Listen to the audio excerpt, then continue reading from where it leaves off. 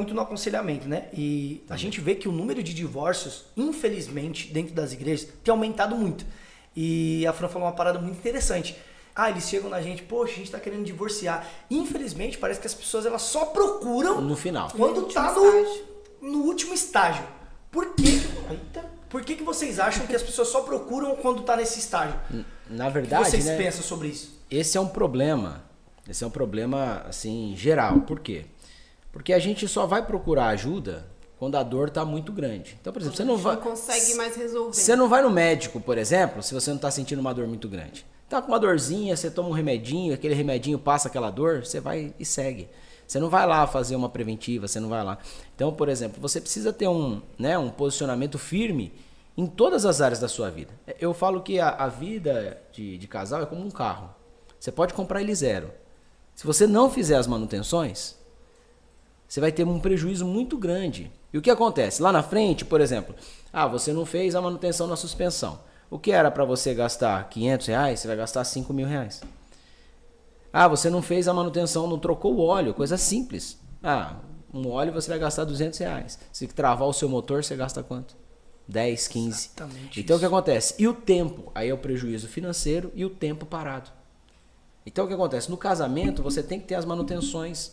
Você tem que ter o seu tempo com o casal. Então, por exemplo, vai chegando os filhos, vão chegando as contas, vão chegando as dificuldades. E aí a gente vai entrando numa situação onde a gente não encontra o tempo para o casamento. E por isso que a gente tem a Clínica da Família. Então os nossos cultos mensais chamam-se Clínica da Família. Por quê? Você vai na clínica porque às vezes você está com dor. Mas você vai às vezes porque você não tá, só para saber se tá tudo bem. Uau. Você vai lá para fazer um check-up, entendeu? Você vai lá para dar uma verificada. E se você chegar na clínica e ver que tá ruim, eles te encaminham para o hospital. Entendeu? Te encaminham para um especialista. Então essa é a nossa ideia. O nosso culto é o quê? É um lugar que você vai ter um start. Então, olha, você deveria ter uma vida assim. Você tem? Não. Opa. Então eu preciso de um aconselhamento, eu preciso disso, eu preciso daquilo, entendeu? Então a nossa ideia da Clínica da Família é isso, é dar aquele start para que você entenda onde você está. Mas tem gente que já chega com dores, tem gente que já chega no estágio ferida, avançado, tem gente que já chega com, tô separando, tá? Ok. Vamos sentar e vamos conversar, vamos ver o que está acontecendo, por que está acontecendo isso. E aí então a gente entra.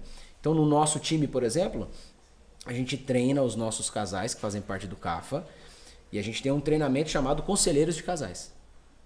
Então a gente capacita eles para, assim como nós, poder aconselhar todos os casais. Afinal, hoje a gente tem uma demanda, hoje de 5.000 pessoas na igreja.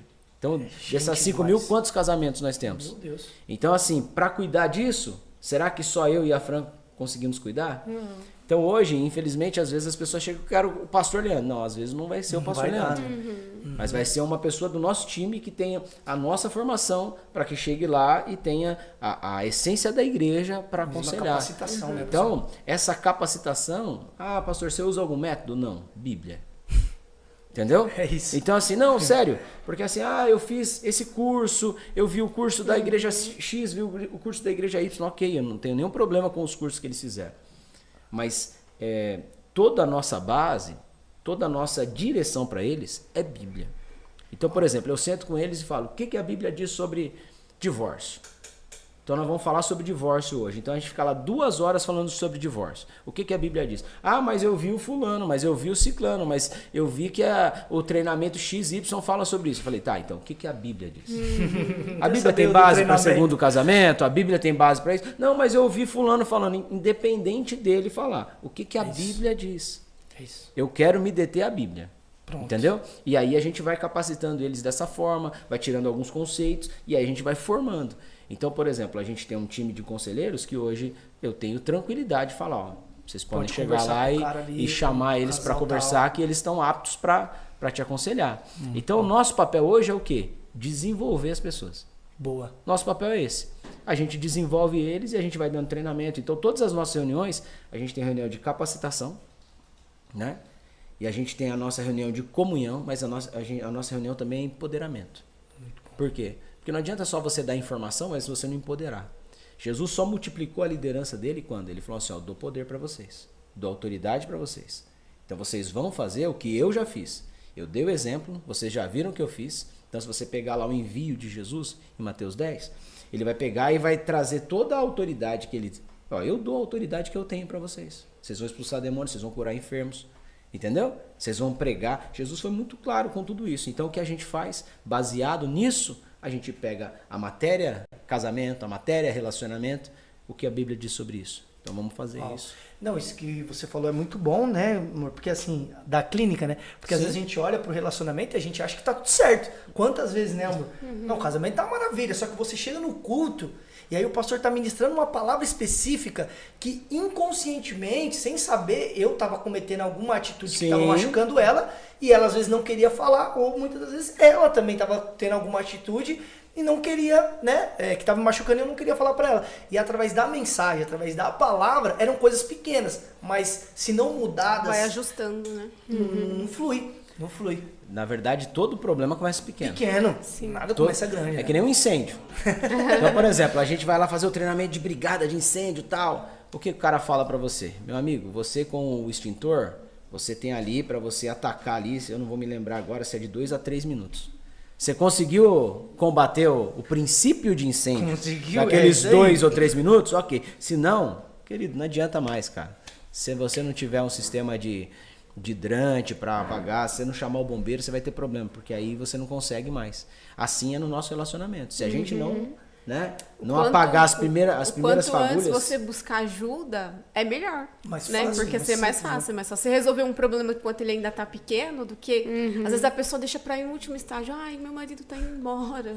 Ai, não tá falando mais comigo. Ai, tem 3 meses que a gente não se fala. Eu falo, meu Deus. Como consegue, né? Levar tanto tempo assim? E quando ela fala 3 ajuda. meses, isso aí é muito novo ainda. A gente pega casos que as pessoas estão no mesmo ambiente, na mesma casa, há anos sem se falar. Meu Deus! Que Há loucura. anos sem se falar. Então, assim, quando você pega os aconselhamentos, são os mais diversos possíveis, né? Então, você tem situações... e a gente não trata só com casais, a gente trata com famílias. Sim. Então, assim, então, as mais diversas situações. Mas quando você vê isso, você vê o seguinte. Tem orientação na igreja? Às vezes sim, às vezes não. Você teve uma cultura, né, de buscar ajuda? Não. A cultura de buscar ajuda não é a cultura do brasileiro.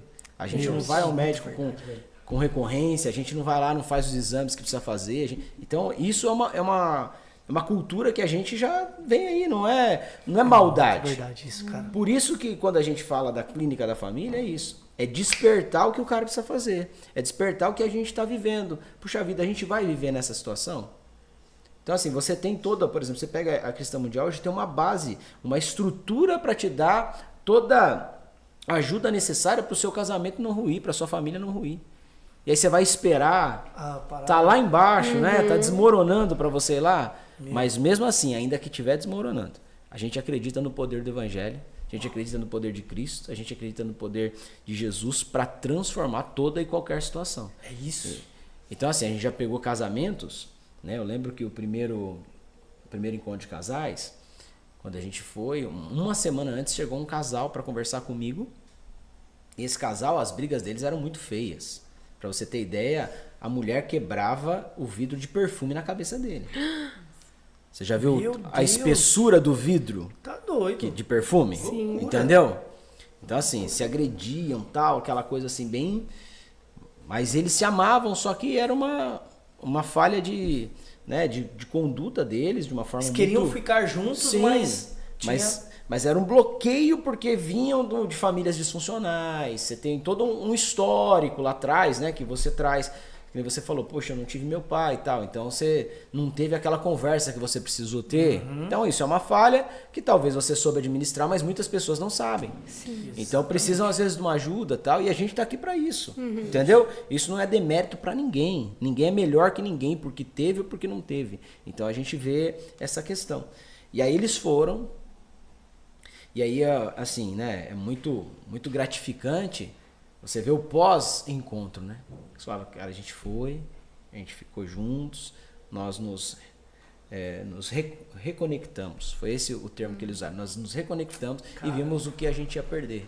E aí, quantas pessoas que vão, né, tipo assim, falam assim, é a última tentativa, a gente vai.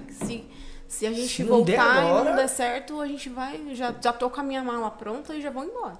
Né? Nossa. E aí a gente vê lá o trabalhar de Deus, quanta coisa acontece, e Teve- eles voltam e falam, aí depois vem lá o testemunho, né? Nossa, a gente tá super feliz, né? Deus restaurou nosso casamento, a nossa vida mudou. Teve um casal que coisa foi incrível, pra né? não perder o dinheiro. Como assim? Eu já Eles paguei, tinham que pagar. amigo. Eu Ah, já tá. paguei o Tipo assim, eles tinham encontro. pagar, tinha Eu já, tretado. eu já, falou, eu já "Ah, paguei. Não, já estavam, tipo, morando fora. Entendeu? O cara Nossa. saiu de casa e tal. Eu já paguei, meu. Vou lá pelo menos pra pegar uma piscina, comer uns negócios legais no hotel. vou pôr Não, mas no é. alimento. Então, assim, os nossos encontros, né, graças a Deus, sempre foram com bons locais, comida boa e tal. Então, eles já tinham ido em outro. Falou, não vou perder isso não, cara. Eu vou lá, paguei, meu amigo. Vou lá. Ela que se lasque, mas eu vou, tal. Tô nem aí. Só que vão lá, né, cara, e vão para um ambiente que a gente tá debaixo de oração. Entendeu? A gente tá num ambiente de palavra de Deus. A gente tá num ambiente consagrado ao Senhor. Então, por exemplo, o nosso time do CAFA vai antes pro local, a gente unge o lugar, a gente ora, a gente clama ao Senhor. É um período nosso de jejum e consagração para todas as nossas ações. A gente tem as nossas consagrações como ministério. E aí o cara chega lá, ele tá achando que ele tá Ele num lugar acha, comum, né? cara. Uhum. Não, tal, não é, Vou no cara. hotel. Vou no Vou lazer. no hotel, só um lazer e tal. E aí chega lá impactado pelo poder do evangelho. Jesus pega na curva. Então, assim, os nossos encontros de casais, eles são para aquelas pessoas que tá tudo bem. O casamento tá tudo bem. Mas você vai lá para quê? Para ter uma renovação, para ter um momento a dois, né? Por exemplo, vocês têm uma filhinha, né? Sim. Então, 6 por anos, exemplo, Elozinha. às vezes você não consegue namorar, né? Não tem aquele tempo de vocês. Verdade. Aí você vai pro encontro e tal, e você tem o tempo de vocês, vai ser maravilhoso, o casamento tá tudo certo, foi legal. Benção. Tem gente que o casamento tá um pouquinho ali e tal, uma feridinha aqui, outra ali, um negocinho aqui, outro lá. Chega lá, alinha debaixo de uma palavra e tal. Agora tem uns que ali é uma UTI, cara. Que o cara chegou, é a última chance. Ah, daquele Mas a gente jeito. vai ligar os aparelhos, cara. A gente vai dar o choque que for necessário, entendeu? A gente vai colocar a medicação, a adrenalina que for necessária lá para eles Louco, voltarem. E aí quando voltam resgatados. Resgatados pelo evangelho. Meu Deus. Então, assim, incrível demais. em situações de traição, situações de abandono, situações de agressão, situações de, né, do divórcio iminente, foram revertidas. Então a gente vê que Deus tem sim um propósito específico com a família. Sim. Sim. Sim. Amor,